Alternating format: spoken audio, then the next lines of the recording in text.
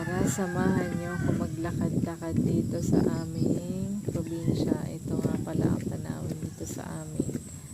Ayan ang makikita mo, niyog, mga palayan, tanim na mga halaman, may kasamang damo.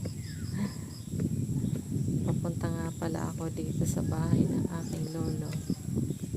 Ayan, dahon, daming dahon, nakaka-refresh ang mga greenery na mga tanawin. Ayan, tumigil na ang ulan dito sa amin. Ngayon uminit na siya. Thank you, Lord.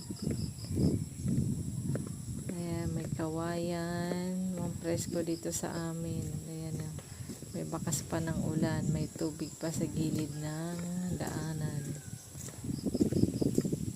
Ayan. Ito ang kawayan. Mapresko kasi may kawayan at maraming puno. Ayan, ang ganda ng halaman. Ang kala mo bulaklak pero dahon lang siya. Kulay pink. Matingkad na pink.